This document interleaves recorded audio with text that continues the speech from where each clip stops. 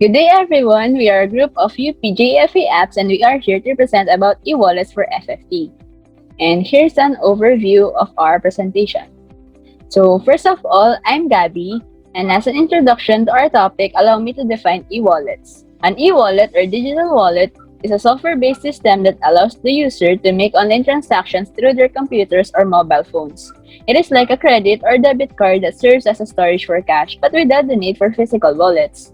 If you're thinking about the safety of your money, worry not, for e-wallets implement security measures like one-time pins or OTPs and passwords, among others. With e-wallets, users can also make purchases, payments on bills and services, and receive funds from others. Examples of which are Google Pay, Apple Pay, GCash, PayMaya, PayPal, CoinsPH, 7-Eleven Quick Rewards, Banco, Management, and GrabPay.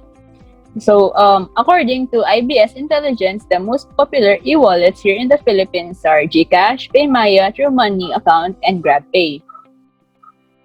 The idea of e-wallet originated in Helsinki back in 1997 when Coca-Cola allowed their customers to purchase on their vending machines via text messages. Although this is far from the e-wallets that we know now, it is believed that it is the origin of e-wallets. Years after, different companies started to launch their own digital wallets with different features. For example, Google. Google became the first major company to launch a mobile wallet in 2011. With NFC or near-field communications technology, consumers could pay, earn loyalty points, and redeem coupons. Despite the fact that it was used on only one phone model and was accepted only by a handful of merchants, it proved to be very popular. So here's Rose Denila to continue the discussion. Now, let's go to the top users of e-wallets around the world. Based on a Global Consumer Insights Survey 2019, a total of 21,480 respondents across the world were asked if they pay for their purchases using mobile wallets. Top users include 86% of the Chinese respondents said yes, along with 67% Thai and 64% Hongkongese respondents. Meanwhile, there was a 14% increase in the Filipino users of e-wallets from 31% in 2018 to 45% in 2019. As you can see in this graph, there is a steady increase in the users of e-wallets around the world, especially in Vietnam with a 24% increase and in the Middle East with 20% increase. If you're curious about how much money is involved in transactions using e-wallets, here are the top 5 countries in terms of transaction value in 2020. First comes China with a total of almost $800 billion. Next is United States with $116 billion, which is nearly 7 times less than China. This is because most of the people in the US still opt to use cash, credit, and debit cards. Third is United Kingdom with $14.9 billion. In addition, Apple Pay dominates in the US and UK with 55% market share, while Google Pay, formerly known as Android Pay, has 44% market share. On the other hand, WeChat Pay and Alipay dominates the Chinese market. Now, when did e-wallets start here in the Philippines? Let's take a look at some of the top e-wallets in our country. GCash was founded in 2004. At the end of 2019, it had 20 million users, but that number rose by 65% at the end of 2020, resulting to over 33 million users. Mint also revealed that a total of over 1 trillion pesos were transacted during 2020, with 7.5 billion pesos being the highest daily gross transaction value and processing more than 6 million transactions in a day. On the other hand, PayMaya was founded in 2007, having more than 28 million users at the end of 2020. Their user growth rate peaked around May 2020 at the height of the ECQ. In fact, PayMaya was also said to be the one who helped the government disburse over 4.5 billion pesos financial aid during the pandemic to the beneficiaries of the Social Amelioration Program, Small Business Wage Subsidy Program, and loan programs. Lastly, CoinsPH was founded in 2014 with over 10 million users. It also boasts to be the first ever blockchain-based company in Asia to hold both virtual currency and electronic money issuer licenses from a central bank. The features that are common among the three e-wallets are buy load, send money, bank transfer, bills payment, and virtual card. A physical debit card is only offered by GCash and Paymaya, but you can still withdraw money in coins.ph via a cardless transaction in a Security Bank ATM. Meanwhile, GCash has a Save Money feature in partnership with CIMB Bank, which currently has an annual interest rate of 2.6%.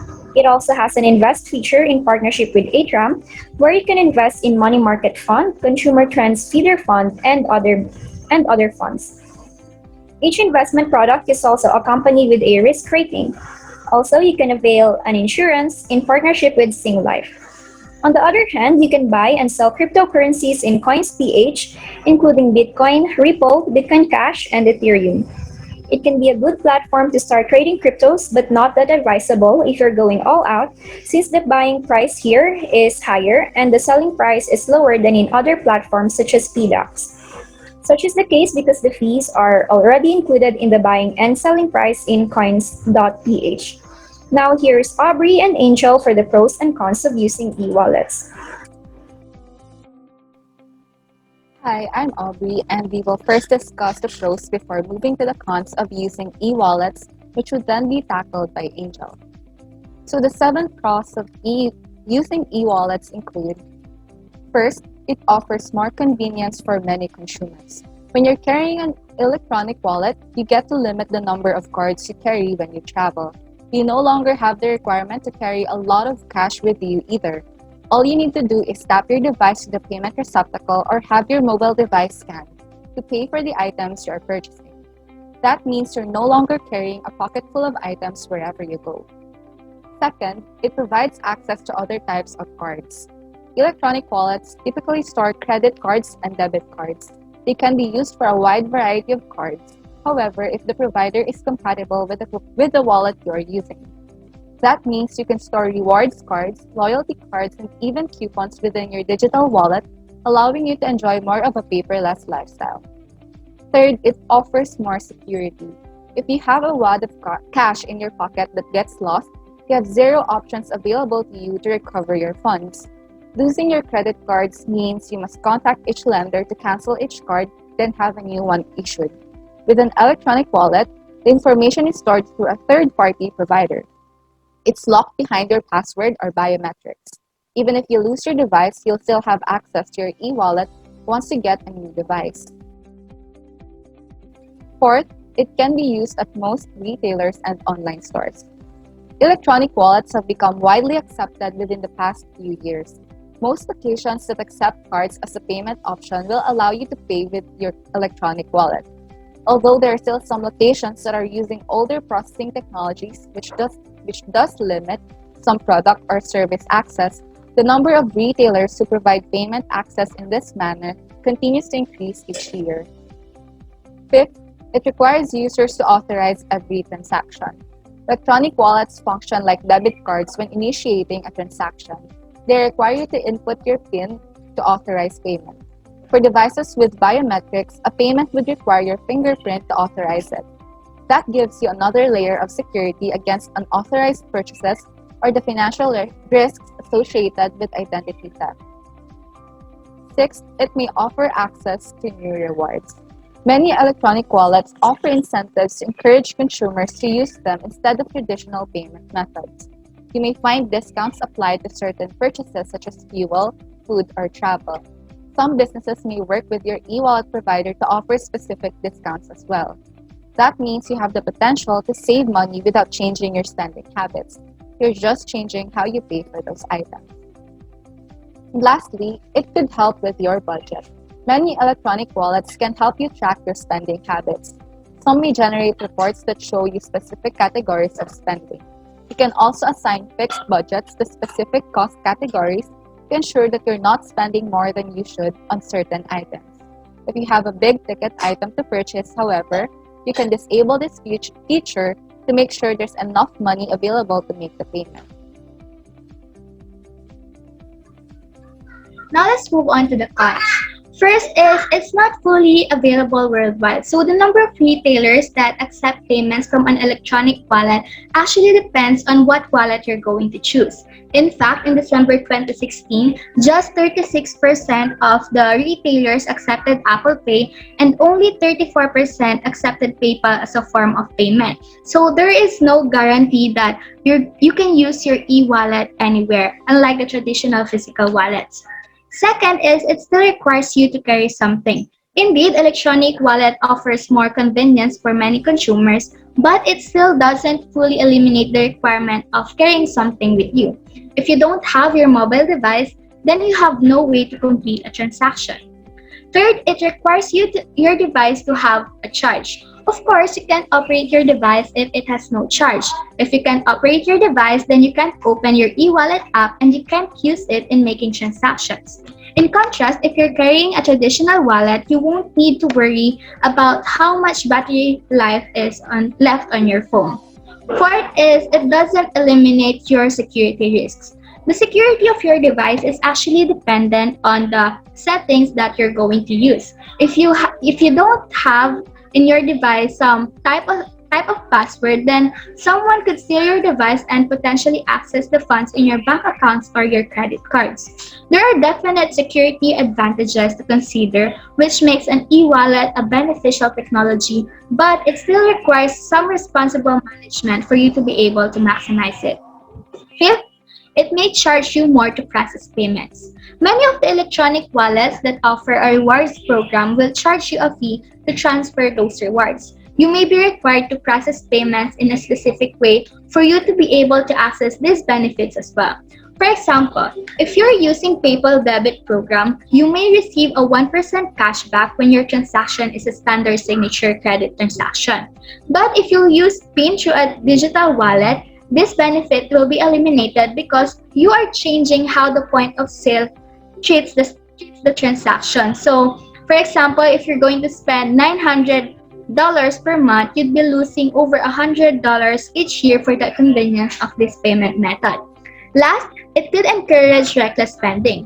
When the money is electronically based instead of a physical item, some people actually struggle with their spending habits. Since the money doesn't feel real because all you can see is the numbers on your devices, proper budgeting doesn't take place or it is hard to apply. If you're already struggling to maintain a budget with a traditional wallet, then an electronic wallet might actually make that issue even worse. Now moving on to the last stage of our presentation, it's about action. So how can we create a new account in e-wallets? First, you have to download an e-wallet application either from Google Play or Apple App Store. There are lots of e-wallets available. You just need to choose the one that you think is most appropriate for you or the best for you. Once the application has been downloaded on the phone, you need to open it and input some basic details like your name, email address, mobile number, and date of birth. The final step of the registration process is the setting of the number PIN. Once the PIN is set, a one-time verification code will be sent to your registered mobile number, which you need to enter to complete the registration process. Now that you have your account, you can add money on your account by either linking your debit and credit cards to that e-wallet, or you can top up through some over-the-counter transactions like the ones from 7-Eleven Click, Cebuana Luwilier, and the likes. And last step, once you have cash loaded into your e-wallet, you will be able to make payments to third parties by accessing the e-wallet application and entering your PIN. So that's pretty much everything that we have prepared for e-wallets. We hope you learned something from our presentation, and if you have any questions, feel free to send us a message or just comment down below. Thanks for watching.